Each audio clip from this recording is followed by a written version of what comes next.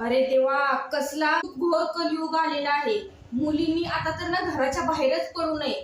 खरंच ना, ह्यामध्ये ना मुलीच दोषी आहेत. मुलींना कपडे विचित्र घालतायत, त्यांचे चरित्रच खराब आहे मुलींचे. एकीकडे स्त्रीला लक्ष्मी मानलं जातं, एकीकडे ही माझ्या घरची लक्ष्मी आहे म्हटलं जातं, एकीकडे माझी माझी मुलगी म्हणजे कन्यापूजन आपण त्या मुलीचं करतो, आणि एकीकडे आपल्या स्त्रियांवरचे अत्याचार काय थांबत नाहीत.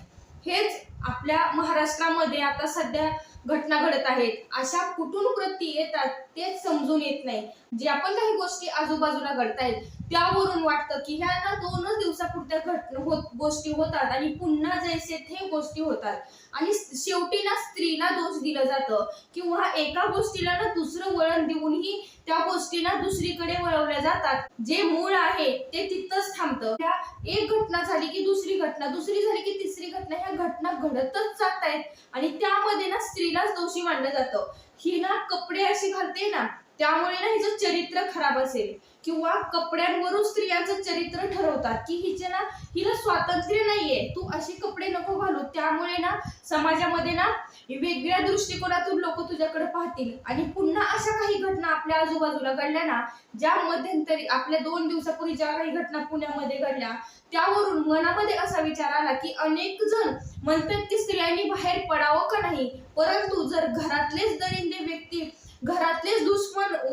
मुलींच्या बाबतीत होत असतील, तर स्त्रीने बाहेर पडण्या अगोदरच स्त्रीचं आतूनच तिचं भावनिकरित्या तिचं खच्चीकरण घरामध्येच होत असेल, तर ती स्त्री घराच्या बाहेर पडण्यापूर्वीच तिला घरामध्ये अशा दबावाखाली तिला जगावं लागत असेल, तर त्या स्त्रीचं जीवन काय आहे, आणि खरंच स्त्रिया घरामध्ये तरी सुरक्षित आहेत का, हाही मनामध्ये प्रश्न येतो. बघा, अशा ज्या वेळेस आपल्या समोर विकृती येतात त्यावेळेस मनामध्ये एक शंका येते की स्त्रियांच्या बाबतीमध्ये प्रत्येक वेळी ना स्त्रीकडे पाहण्याचा दृष्टिकोन हा खूप वेगळ्या विचित्र पद्धतीने होतो.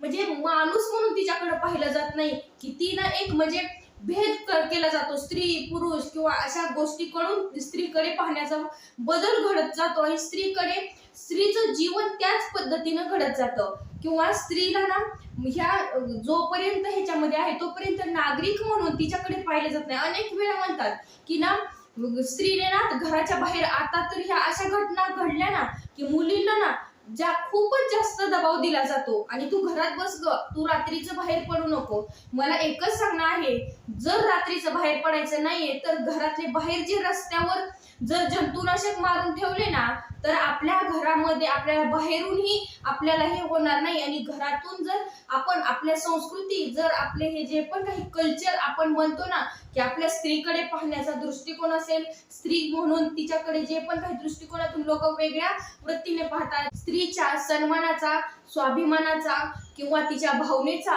विचार करणं अत्यंत गरजेचं. कपडे व्यवस्थित घातले पाहिजे, किंवा मुलींचे आताच्या सध्याचे ना कपडे खूप विचित्र आहेत, ते छोटे छोटे कपडे घालतात. परंतु जी लहान बाळ आहे त्या मुलांची काय चूक होती की जी लहान मुलगी आहे 4 वर्षाची, त्या मुलीला कसे कपडे घालायचे, किंवा पूर्ण कव्हर करून टाकायचं का, किंवा असाही माझ्या मनामध्ये प्रश्न आला. किती जरी कव्हर केले तरी जर समोरच्यांचीच वृत्ती घाण असेल, समोरच्यांच्याच विचार विचित्र असतील, तर कसेही कपडे घाला, त्यामध्ये स्त्रीकडे पाहण्याच्या नजरच जर वाईट असेल तर स्त्रीवरती असे अत्याचारच होत जाणार. म्हणून ह्याच्या कुठेतरी मुळाशी जाणं अत्यंत गरजेचं आहे. अशा ठिकाणी जे काही नियम असतील, कायदे असतील, ते लावणं हे गरजेचं आहे. परंतु ज्यावेळेस महिलांना अशा काही घटना येतात त्यावेळेस महिलांना ना पुन्हा एकदा घरामध्येच दाबण्याचा प्रयत्न होतो, आणि घरामध्येच असे अत्याचार आणि कडे तर पाहायला मिळाल्यानंतर ना तर मनामध्ये ना खूप असे वेगळा मनामध्ये असं म्हणजे विचार यायला लागतो की आपण घरात तरी सुरक्षित. सतत विचारांची माला सतत मनामध्ये येते. म्हणून मी तुमच्यासमोर हा विषय व्यक्त केला. जोपर्यंत आपले कल्चर, आपल्या ज्या पण काही स्त्रियांच्या बाबतीत ज्या संस्कृती घालून दिलेल्या आहेत, जोपर्यंत हे मूळ बदलत नाही, स्त्रियांच्या भावनाची जोपर्यंत किंमत होत नाही, स्त्रीलाही तिचा स्वाभिमान आहे, तिचंही एक व्यक्ती म्हणून आणि एक देशाचा नागरिक म्हणून जोपर्यंत पाहिलं जात नाही, आणि जोपर्यंत ह्या स्त्रीकडे पुरुष आणि स्त्री जोपर्यंत समान हक्क होत नाही, तोपर्यंत ह्या गोष्टी टॉपिक वरती बोलणं ना खूप कठीण स्त्रीलाच दोषी ठरवलं जातं, म्हणून हा टॉपिक तुमच्या समोर व्यक्त करावा असं माझ्या मनामध्ये आहे. तो स्त्रीच्या चेतनेचा, तिच्या भावनेचा, तिच्या सन्मानाचा, भावनिक सन्मान जोपर्यंत तिचा होत नाही